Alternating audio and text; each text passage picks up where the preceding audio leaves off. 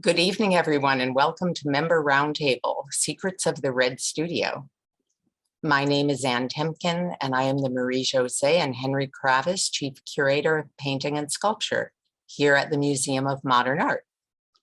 I'll be joined shortly by conservator Caroline Hoover and conservation scientist Abed Haddad. Each month, this digital series offers an opportunity for MoMA members to gather online to hear different perspectives on select artworks or exhibitions. Matisse, the Red Studio, is made possible by Natixis. We also extend our deepest gratitude to the IL-owned Marilyn Ofer Family Foundation, the Kate W. Cassidy Foundation, and the International Council of the Museum of Modern Art for their support of this exhibition. Additional thanks are due to Marie-José and Henri Matisse, Jack Shear, Sue and Edgar Wackenheim III, Robert B. Menschel, and Emily Rao Pulitzer for their ongoing generosity. With that, please join me in welcoming my esteemed colleagues, Caroline Hoover and Abed Haddad, to this virtual stage. Tell us a bit about when you actually began thinking about the Red Studio. The painting came up to the paintings conservation studio here at MoMA, and often when paintings come up, we take them out of the frame and we do a lot of close looking. We have great natural light up here, and I think that was about a little over a year ago that we really started looking at it. Abed? Yeah, it has kind of been very exciting to have the opportunity to take a deeper look at a painting that never comes off of view. So to have it in the studio for 2 years, as Caroline said, was a real treat and a real privilege. Sure. Shall we start in with the slides that we've put together to kind of guide our way tonight in the discussion? Sure thing. Obviously. The Red Studio. And this is a painting that, as many of you know, has been in the museum since 1949, almost 75 years. And it's a painting that our conservators actually began studying as early as the 1960s. But what we've been able to do with our team in this last couple of years not only builds on that, but actually extends and expands the understanding of this picture in ways that I think surprised them, surprised me, and we hope will surprise all of you who hear more about it tonight. So why don't we just dig in with the next slide. The first thing that happened when years and years, decades ago, conservators started thinking about the way that this picture was made, there was pretty early on an understanding that the picture that we're looking at is a picture on top of a picture. And why don't you, Caroline, start to show us what in this slide makes that so obvious, even with just the naked eye, no fancy machines, no brand new technology? Yeah. So like I said, when paintings come up to the conservation studio, we often take the frame off because we like to look at the edges and the backs of the paintings. And the edges can often tell us a lot of information about the work. And specifically with the Red Studio, we saw these three colors peeking out from underneath the red layer. So you can see there's blue, pink, and ochre that come out from behind the red. And when they come out, what we're seeing here, can you kind of talk a little bit about the size of what we're seeing in these little samples at the left? Because you have the arrows to the side of the picture, but you know, those are pretty big arrows. Yeah. This is a very close-up photo of the edge of the painting, and it's a little sliver of blue paint that's peeking out. It's probably a few centimeters peeking out from under there, but it's The blue is coming from the area under the window, and you can see the pink along the area in between the lines along the left, and the ochre is in the bottom to the corner along the edge, and it kind of follows that whole edge. And what did this lead you to believe? We suspected that these colors might be underneath the red across the whole painting. And what would that, what then did it take for you to act on that hypothesis? We started to look at the front of the painting to confirm this. And why don't you show us your next slide? Yeah. So here's some tiny details. As you can see, this is the foreground of the red studio. Maybe we want to run back to the first slide for a second so you can look and see. It's those nasturtiums in the vase right at the table at the foreground left. And now if we bounce back to that third slide, what are you showing us with this slide here? These are drips of paint that are on the surface. And as you can see, you've got the blue that you can see on the edge, and you've got the pink that you can see on the edge. And we think that when this paint was applied, it was very liquid, and Matisse was doing it in a very vigorous action. So there were drips of paint kind of coming off of his brush as he was applying it. And because it's on top of these objects, you can tell that these objects were already painted before the pink and the blue was applied. And what's the next step then, once you have that sort of, it's not even really a theory, it's really an understanding. Yeah, I think we started looking at the surface of the painting, and you can really see these colors also through the red throughout the whole work. Even with the naked eye, right? With no machinery. Absolutely, yes. Yeah, absolutely. I mean, if you think about it, like you go back a little bit right here, when you look into these, you know, the foreground, for example, through the cracks, it's very visible that you can see this very bright pink. In the cracks of the wall, you see the blue, and in all of the furniture, it was painted with this ochre, because you can see it kind of appearing from underneath. And what's also kind of fun is that all these outlines that Matisse has left to kind of delineate shape and delineate form are still in those colors.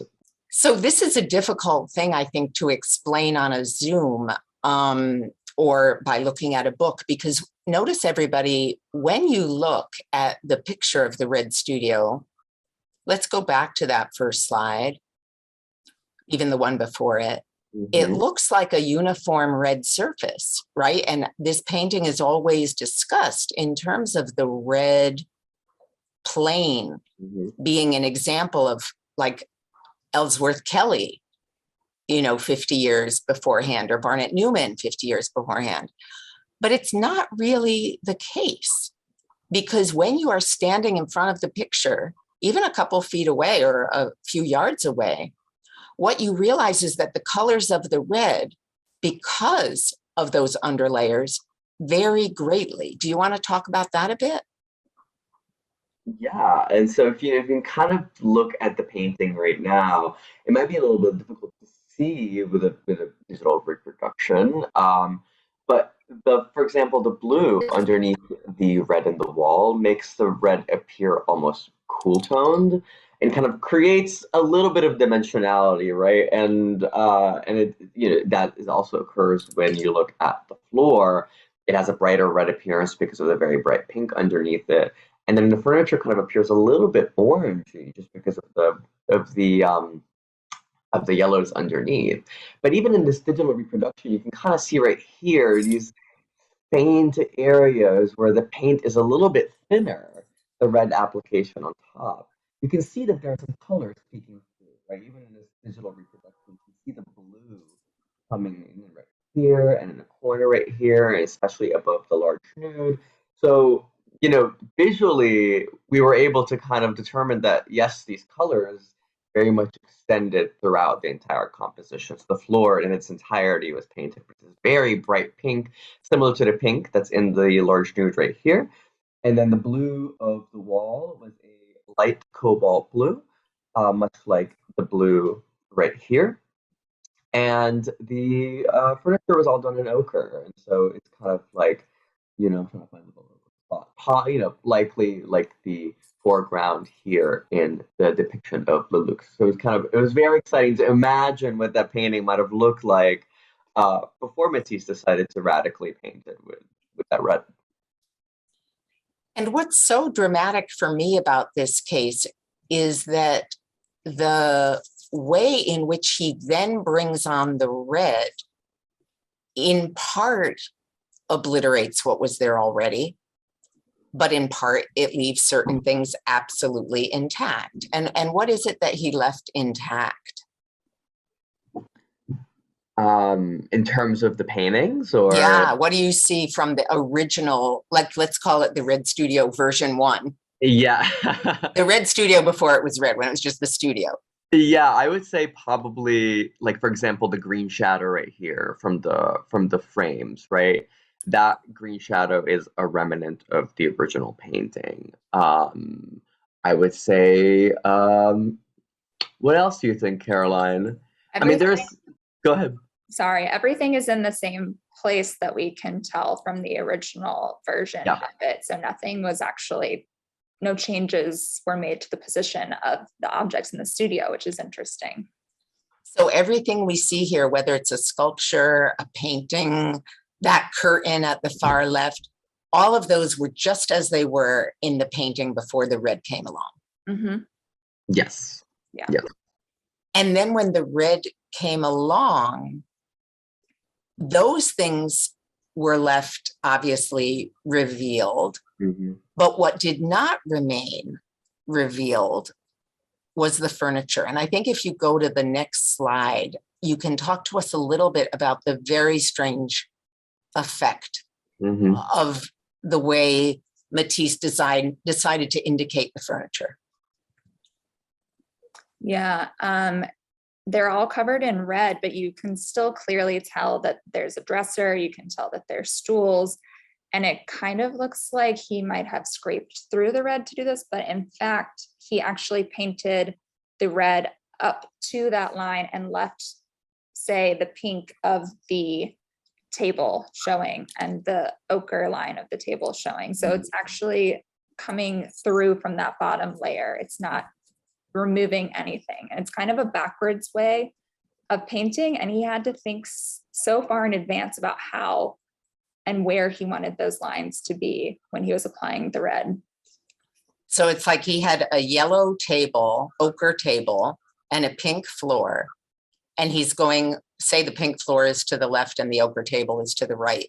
He's covering up the pink with red, but he stops short at the border of the table. And then he's covering up the yellow of the table with red, but stops short at the border. Mm-hmm. And so then it's just that gap between those two directions of painting red that suddenly gives you the outline of the table. Is that right? Yeah, you still get the form of the furniture, even though it's all red.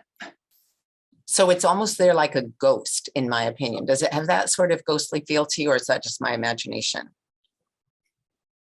I think so. There's like remnants of the previous painting, so it's just kind of floating around. It's like the furniture isn't solid, but nor is it not solid. Yeah. Could you sit in that furniture? Not clear, right? Very good point.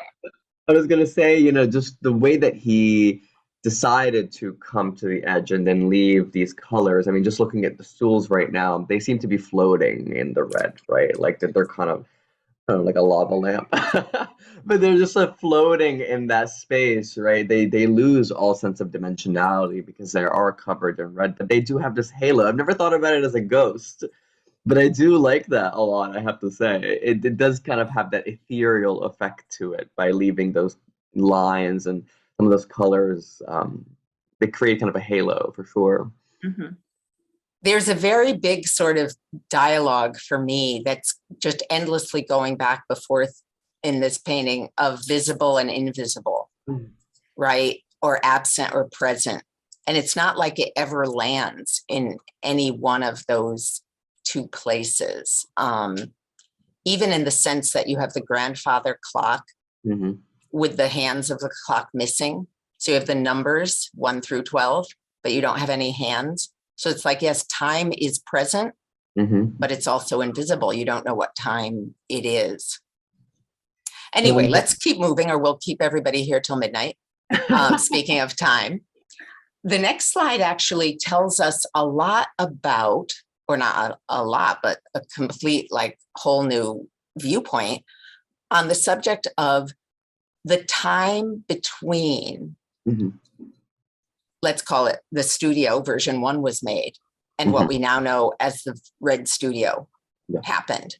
And this looks like something from National Geographic or something. So you have to tell us what this is. Yeah, so these are what we call cross sections. And so they are microscopic samples that we take usually from an area of a loss. In this particular instance, because the surface of the painting is relatively pristine for a 100-plus-year-old painting, we took these samples from the edge, as you can see in the picture to the right. And what we do is we embed these samples into a resin cube and then basically polish it down until it's very smooth. And we can see the stratigraphy or the layers in which the composition was built up. So usually what we see is we see the ground layer, which is a preparatory layer. And then we see, you know, any kind of layering or addition of paint that the artist has made. So in this particular instance, we have here 3 cross sections shown both in bright field or just regular microscopy, but also under ultraviolet fluorescence. And you can see very clearly the colors that we've been discussing. So you can see, for example, the ochre underneath the red. You see the blue underneath the red. And then you also see kind of a little bit of the pink underneath that red. And so it's fascinating to see those layers and kind of confirm that, yes, there are these colors underneath the final layer of red that Matisse had applied. But what about the way in which those colors and the red connect? Mm-hmm. So the way that, if you look at it, they're very much like a sandwich, right? They're layers and very distinct layers. That tells us that there was a good amount of time that elapsed between Matisse finishing the composition, the earlier composition, the multicolored one, and when he decided to apply the red. Usually oil paint takes a very long time to dry. And when you apply oil on oil that has not quite set or formed a skin, you get intermixing. And you can see that intermixing in a cross-section very easily. You can see basically, it'll be like swirls, right? We don't see that here. We see very distinct, fully dried layers. And that tells us that Matisse had to sit down with this painting, look at this painting, examine the painting, live with the painting, go back and forth to the painting before he decided to, very radically apply that red to the surface, which was very telling. And that was a very new finding that we uncovered by taking these cross sections this time around. So I think I could describe this as one of the kind of prime sorts of exchanges in an extremely productive and exciting way among conservation department and a curatorial department, because the dating of this painting has always been known to be 1911. I mean, it was put as that from the get-go. But there was lots of back and forth among art historians over the decades of whether it was earlier, middle, end of the year. And what this finding told me as a curator is that there weren't really one answer, but there were 2, right? There was the stage 1, but that stage 1 wasn't a week or 2 before the second phase, or in fact, you could almost say remaking of the painting. There was a period in between that really puts the making of the painting into very, very distinct phases. It's not like on Wednesday, he finished with everything else, and on Thursday or Friday said, let me try some red. No, that painting lived a life for many weeks. This painting that we'll never know exactly what it was underneath there before the Red Studio happened. And the thing that we'll never, ever know, which continues to just really, in a very joyful way kind of leave me speculating. When Matisse got that idea to do the red layer, did he think of it and then immediately do it? Did he think of it, you know what, at that time, before monochrome was even like a word or a notion in any artist's head, did he think of it and then wait a little while, another week or two before daring to do it? You know, did he sleep on it and then do it the next morning? This was such a crazy thing to do, to come along and put this red layer blanketing. In fact, what you've figured out for us is over 2/3. I think that your exact number was 69%, Abed.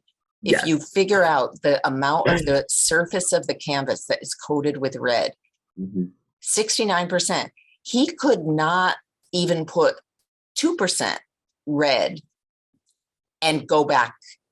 Once he was putting the red paint on, you can't erase paint. You can't scratch off paint.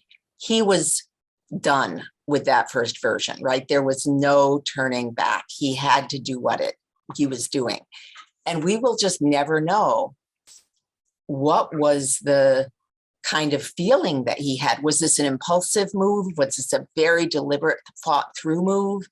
And was this something he did with a bit of curiosity or with great confidence, or in fact, with a little bit of fear? We don't know. But what we do know that for 1911, it was a way of envisioning the surface of a painting that no one, you know, of his time or of his predecessors had tried before. And of course, and we won't really get into this tonight, this is a separate subject, but it's very much what made the picture almost illegible to audiences of that time. But let's go to your next slide, which now involves another kind of technology. Caroline, do you want to talk about the X-ray? Sure. Mm-hmm. So this is an X-ray, which is very similar to what you get at the doctor. When you go get an X-ray at the doctor, your bone shows up white in the X-ray because it contains calcium, while the skin that doesn't contain any heavier elements is darker, or the X-rays are penetrating through it, but not absorbing. And the same thing happens with a painting. So we took an X-ray of the painting, and the differences between heavier elements in different pigments in paints and lighter elements and other pigments in paints will show up in this kind of grayscale image. It also will show us if there's changes that have been made in the paint. And similar to what we were saying earlier, this is how we can tell that none of the objects moved, because in the X-ray, they're all in the same place. The furniture is all in the same place. But we did have one small change that was exciting. There was a horizontal bar in the bottom of the curtain of the window along the left, which you can see in the detail. So eventually that was painted over by Matisse, but using the X-ray, we could see that underlying bar. And do you want to tell people actually what happens in the lab in order to X-ray a painting? Because this is a painting that's 6 feet by 7 feet. It's not like, you know, you at the dentist or. Yeah. So I'm actually sitting in our X-ray room, which is kind of exciting. So it's a lead-lined room that we can close the doors to, and we put the painting on a A-frame, and we have film that the X-ray tube will shoot into and record the image. And the film is fairly small, and like Ann said, this is a very large painting. So I think we took 43 X-rays of this painting and stitched it together to get the full image. Incredible. Mm-hmm. And when you look at the Red Studio in the X-ray, and it's all just kind of in grayscale, I think it actually makes you realize that as a composition, even more so than when it's in color, this is sort of an exhibition, right? It's an exhibition of all of these artworks gathered around this room. And it just reminds me that it was really not like this very radical step for us to decide to make an exhibition of the exhibition, right? Because when you think of so many artists' paintings of their studios, you're looking at a workplace. You're looking at a place like your conservation lab, where there are all sorts of implements for painting. There are easels, there are stools to sit on. There's maybe in Matisse's case, a nude model or a model with clothes on. There's an artist, right? And as you look at this X-ray, as you look at the real painting, no, it's just all mute objects. And there's absolutely a stillness there. There's no sense that Matisse was in the middle of making a work or that he had just completed a work. It's almost like this finished gallery space. So just reminding me, looking at this slide, like, of course we wanted to make an exhibition of this painting. It's already an exhibition. But while go ahead, Abed, sorry. And to that point, we earlier had discussed how the composition has not changed from the original to and you can see that very clearly in the X-ray. None of the paintings have moved, none of the objects have moved. Everything is in the same position that was in the original. So it's funny that you compare it to an exhibition, because he had mounted the exhibition and then he just decided to change the wall color. Exactly. Which, by the way, we are not allowed to do at the Museum of Modern Art. No. I'd like to make that very clear. We will not be changing the walls to red.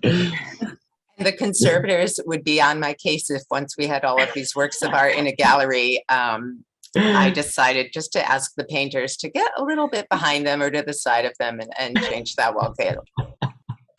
However, I think I can go on the record and confess that there has been more than one occasion in which the curators have entirely finished the hanging of a certain gallery, and then with their most sheepish expressions and sort of doggy, pleading eyes, come back to the exhibitions department and asked for the whole room to be deinstalled and the paintings and sculptures or whatever other works of art taken away. So in fact, the room could be painted a different wall color. So it's not unheard of, but it is never done with works of art present. So, but Matisse had his easy, because his little works of art in the painting were painted by him and would not be damaged as long as he didn't have any trouble keeping the red where it belonged, away from his artworks. Let's go talking about machinery. Your next slide is our newest, if I'm not mistaken, piece of machinery in the laboratory. Yes. So this is what we would call an X-ray fluorescence scanner, or an XRF scanner. And much like what Caroline was describing earlier with an X-ray, where your bones appear white and then the organic matter, or the skin and flesh, appears dark, the scanner can actually map different elements or heavy elements across the surface, right? And so instead of just looking at a black and white image of, let's say, calcium, in this case of your bones, you actually can scan and look at different elements, which is really exciting because it enables us to see what kind of pigments Matisse has used and how he built up the composition using this particular pigments. And so it gives us a much more visual idea of where certain paints were used and where certain colors were used. When he mixed colors, for example, we see, like, if he lightened a color with a lead white or a zinc white, is that a particular choice? Does he make that consciously? And so it is very nice and visual to be able to kind of look at that information instead of just guess or do some spot analysis. Can you tell us a little bit how this physically works? Because right here, what you can tell from it is it just takes this sort of one rectangle within the painting in its scope. Yes. So you have this frame right here, right? It's about 80 by 60 centimeters. And what it does is that there's this head right here, and this head just shoots X-rays basically at the painting. Imagine it's like an X-ray gun from a science fiction movie. And when the X-ray hits the painting, the X-rays bounce back, and that particular energy that is bouncing back is very specific to certain elements. And so we are able to say, like, okay, this is calcium, or okay, this is lead, or this is zinc. And with some a priori knowledge of pigments, we can kind of do an educated guess of what these paintings are. So this head basically just sits there and scans and moves across the painting. But to scan an area that, let's say, is 80 by 60 would take like 12 hours. So what we do is we scan in smaller sections, and then much like with the X-ray, we stitch those sections together to kind of come up with a larger image of a particular element. But what would you say then is the total number of hours that this machine was working on this painting? We started scanning and we were excited, and then we just kept learning more and more things. So we just kept scanning and scanning and scanning. So I would say, I don't know, Caroline, like 50, 60 hours of scanning, It was a something lot. like that. Yeah, the fun thing about this painting is every time we looked at it, we noticed something new, we learned something new. So there was, more scanning and looking into different areas. So it was really exciting. And since the painting never comes off of you, we were very excited to have it in the lab. And so we tried to scan as much as possible. And, that was humanly possible, like, being there for 10 hours watching it work, basically. Yeah. Because can you not leave it alone while this is happening? You can, but we don't trust the instrument, right? We need to be there. We don't want it to, puncture the painting or something like that. There is a proximity sensor, but again, with a work like this, I think it's very important that we were actually there in the studio with the painting. When were XRF scanners like this first developed? I would say they were first developed in a university setting in Belgium in 2010, 2011. And then they were, subsequently marketed and manufactured as prototypes around 2013. And Brooker, the manufacturer of this particular instrument, was very keen on bringing these instruments into the museum laboratories. And so they were starting to loan them all over the world and, kind of do a lot of different testing on it. For example, they just scanned the entirety of the Night Watch at the Rijksmuseum, which is an even larger painting, and it's taken many, many, many hours to scan. And even this particular scanner now has uses outside of just art conservation. So, for example, Apple has scanners, GM has scanners, NASA has scanners, and they use them to look at different elemental composition of certain macro size things. Not necessarily with the same sort of goals here at MoMA. No, absolutely not. I think in the next slide, you give us one example of a scan. Yes. And so this is a scan where we see the distribution of chromium and of cadmium. So cadmium, as you might know, or probably it's a pretty common name for a cadmium yellow or a cadmium red, is pretty distinctly seen here in the frames. So Matisse used cadmium yellow to paint the frames.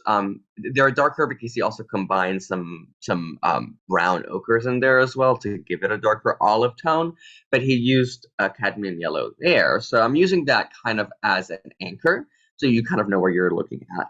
But what was really interesting is the chromium in particular. So the chromium here indicates viridian, or a nice green color, much like the nasturtiums in the painting. And you can see that there are these vertical lines that go down on the wall, which was very interesting and intriguing because we didn't quite expect that to be there because we had taken an X-ray and we did not see there was a difference in the X-ray. And so when I had mapped this particular section and I saw these lines, I was very surprised, which led us to scan the rest of the wall and find out that these lines are all over the place. And so basically, those are lines that were describing the paneling of wall paneling. And we know from all of our archival research on the building of the studio, which happened 2 years before this painting was made, that he had wood paneled walls and that he had wood paneled floors. So suddenly that kind of very abstract wall underneath all of these paintings is one that you can imagine from any wood paneled kind of room that you know. Yeah, I mean, you can imagine just a cabin of sorts, right? Yeah, These wooden, that's how I imagine it. It's very cabin-like. And yes. So, you imagine these panels there, and they're very clearly seen and described with that viridian green. Mhm. So I think that's an important thing, maybe to state the obvious. Even the version 1 of this picture was not a realistic picture, right? Because we know from documentation that Matisse's walls were not painted. They were just like shellacked wood, varnished wood, finished wood. And the same with the floors. They were just finished wood. So they were, brown, basically.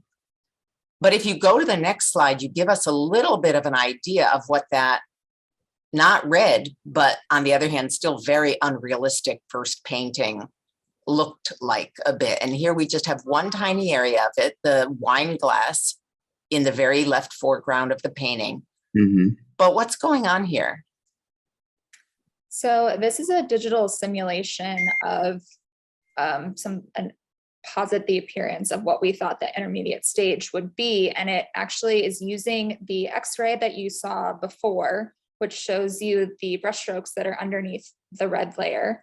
And a digital imaging specialist took the actual colors from the color corrected image and also from the cross sections and was able to apply them to those brushstrokes that you could see in the X-ray, so that we could kind of have an idea of maybe what the painting looked like before the red came.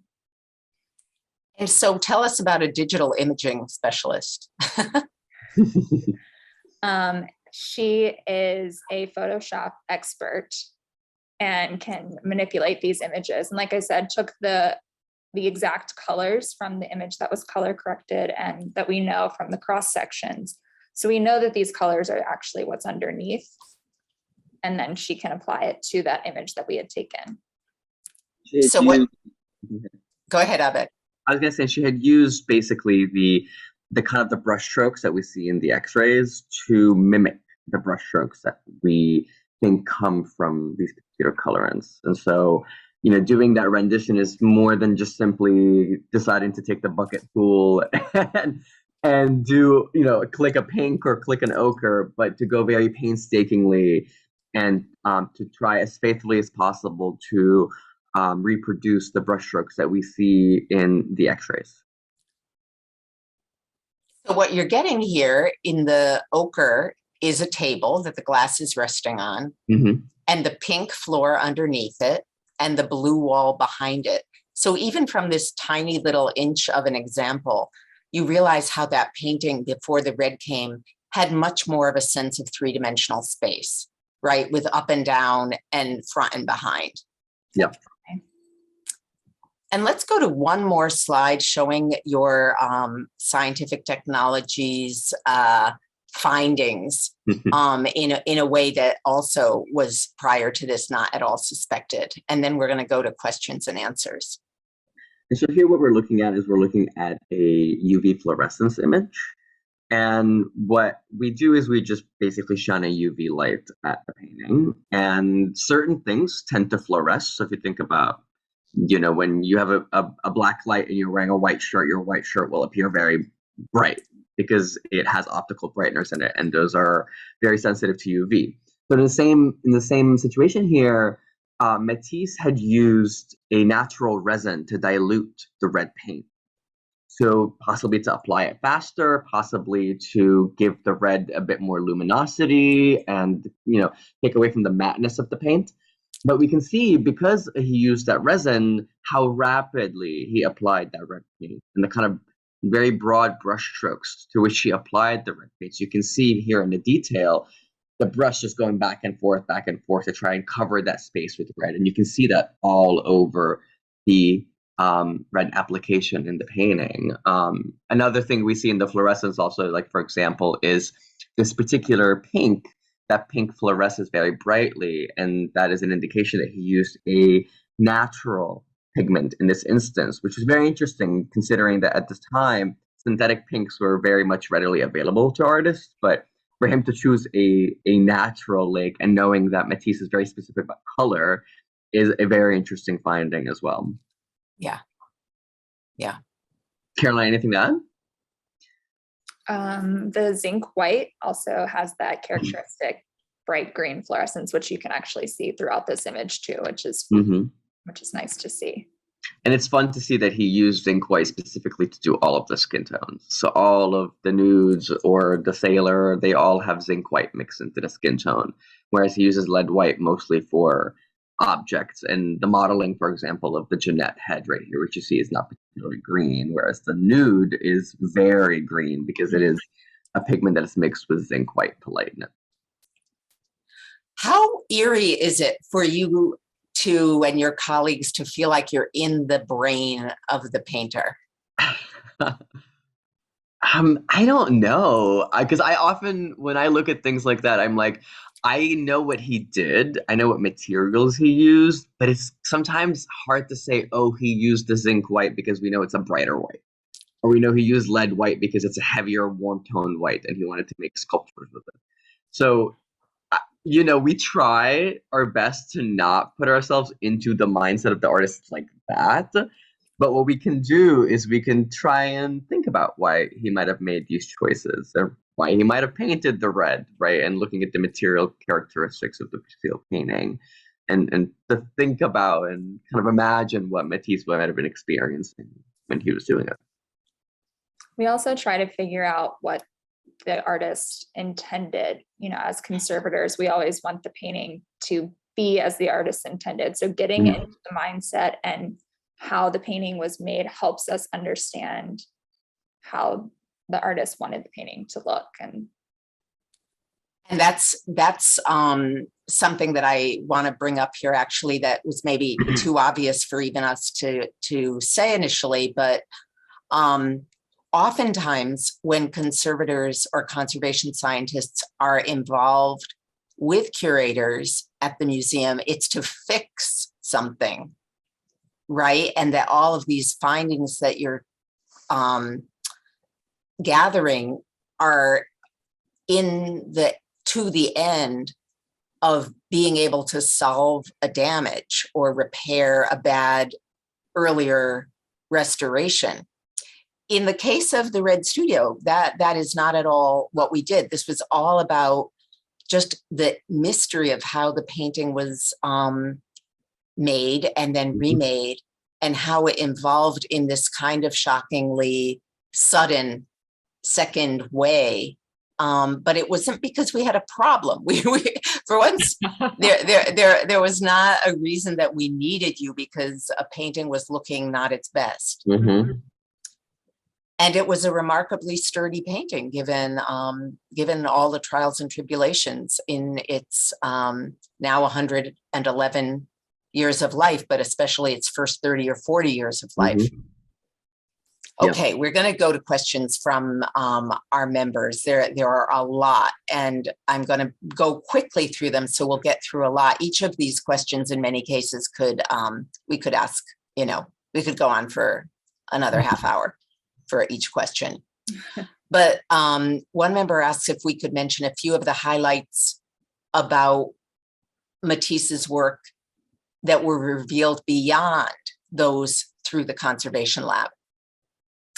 And I think, the highlights in the most immediate way for the curators and the conservators were figuring out exactly which were the works of art in this painting, because it wasn't 100% identified which were which. Some of them were very, very famous, like The Young Sailor, which is just up the street at the Met.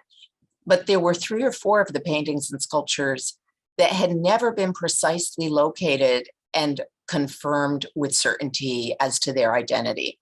So we did do that. We did get it all right, I'm positive. We located things that in some cases had not been seen in public in over 50 years.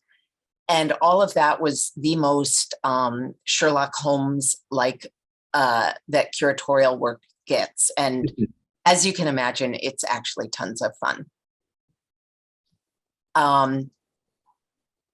Let's see. Which work predating the Red Studio might have predicted that Matisse would flatten the canvas with the red paint like that? And if you think about the dance in MoMA's own collection, which was a study for the dance and music murals that the same patron who commissioned the Red Studio, Sergei Shukin, commissioned the year before. He commissioned this one. Those are very, very flat expanses of blue sky, green grass, against which these pink red bodies either dance or play music. But that said, the blue, the very flat blue was still blue sky, right? And the very flat green was still green grass. So this is the first painting in which you get this utterly imaginary, not flat, not deep, monochromatic treatment of the canvas by Matisse or by anybody, any modern artist. What was the thinking in how we crafted the physical space for the show? Thanks for that question. We were thinking about making this a very comfortable experience for the viewers. We did not want this to be a show where you were crammed in, like you were on a crowded subway car. So we wanted it to be very spacious so that there was a sense of the spaciousness of the studio. It was a big studio for the time. It was 10 meters long and 10 meters wide. It was a square. That means 33 foot long by 33 foot wide, which is just over 1,000 square feet, if you want to compare that to your apartment. The whole north wall was windowed. The whole north half of the ceiling was skylit. It was a really generous space for that time. And it was the kind of space that Matisse needed to go outside of Paris to afford, to be able to have.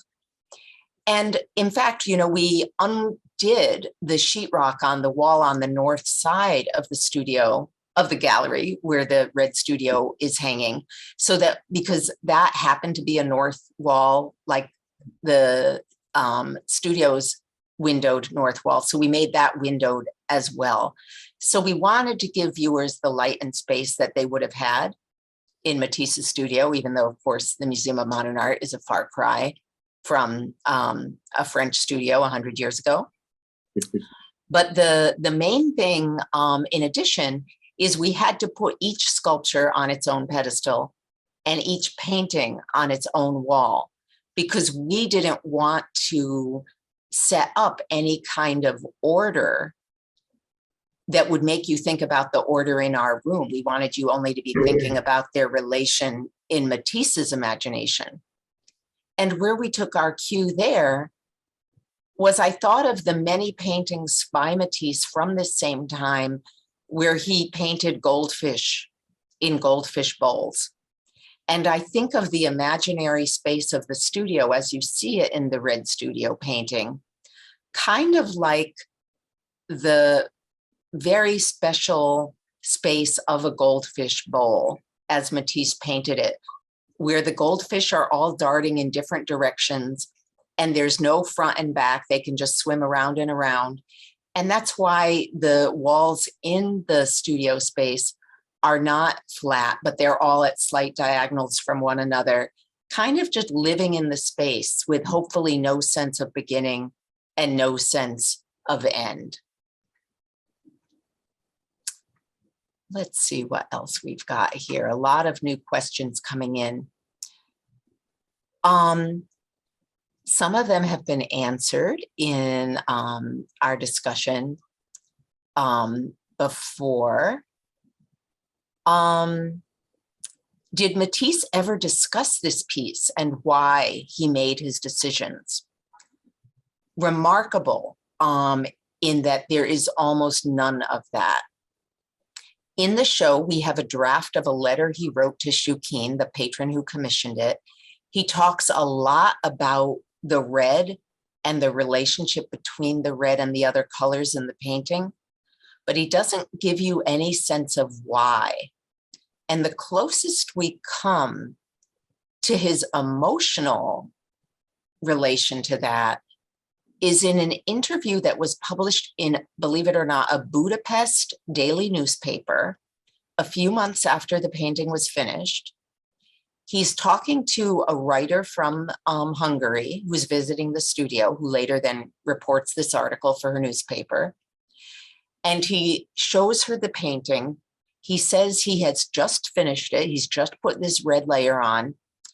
And he tells her, as she quotes him anyway, so we don't know if it's 100% accurate, that he likes it, but he doesn't really understand it.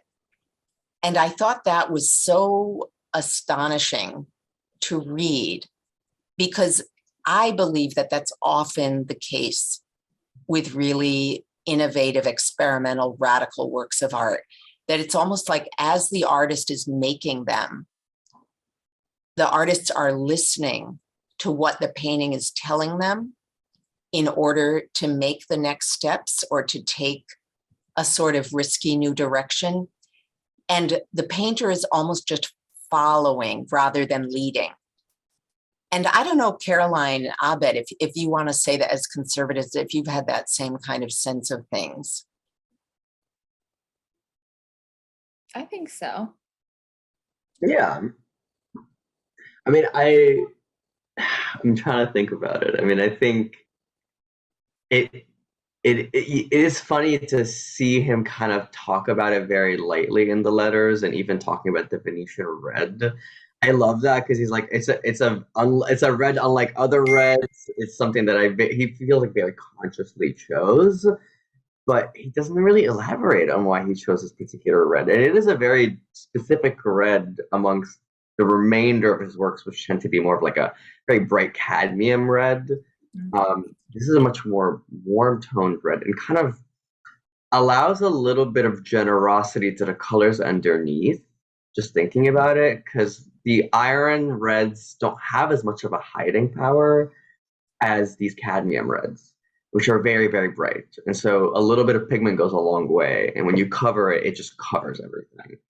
This particular red is a bit more transparent. The iron pigments are a bit more transparent, and it allows for some of the translucency to bring the colors through from underneath. And so I find it very particular, but he does not discuss any of that, right? We can pontificate and we can think about it, but truly, it is a very intriguing choice for sure. One of the terms for Venetian red, which did get its name from it being quarried outside of Venice centuries ago. Now you can, get it from many sources, but it is just clay from the earth that gives it this tone. But Venetian red's also often been referred to as earth red or brick red. And when you think of a wall of brick, right, this wall-like panel. In fact, Matisse didn't call this a painting. He called it always a panel. You think of walls and you think of bricks and you think of this kind of color as something that's almost like interior or exterior of a building, more like the color that you would have in a pretty painting. Yeah. And I think that does relate to his thinking. Yeah. Also, he was really interested in Oriental rugs. He was a great collector of textiles. You see a textile right at the middle of the painting, that horizontal row of fabric to the right of the clock.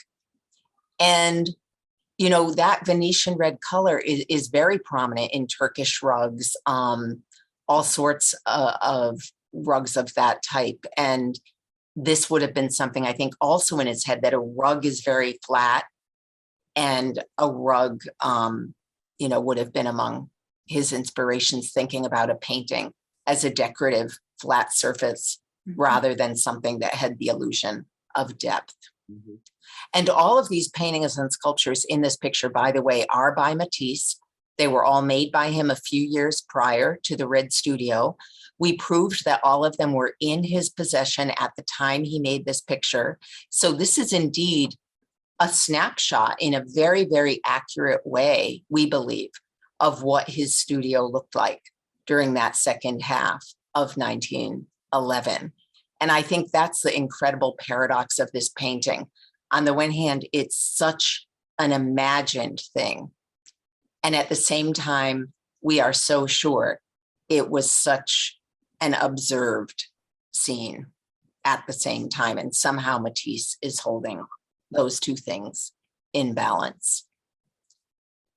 I'm going to say now, thank you to Abed, to Caroline, and by extension as well to your colleagues, Annie Averum and Michael Duffy in the Conservation Department, who not only joined me tonight, but joined me over the last 3 years, really, in thinking about the Red Studio and Matisse. And I want to thank you members listening in tonight once again for your participation today. For those of you who are in the New York area, we encourage you, of course, to come see the exhibition. Matisse, the Red Studio is on view through September 10. And I will also just mention that the next member roundtable will be highlighting the exhibition Ourselves, Photographs by Women Artists from Helen Kornblum. And that's a month from now, or not even quite a month, on Tuesday, June 14. Thank you very much for joining and have a good night.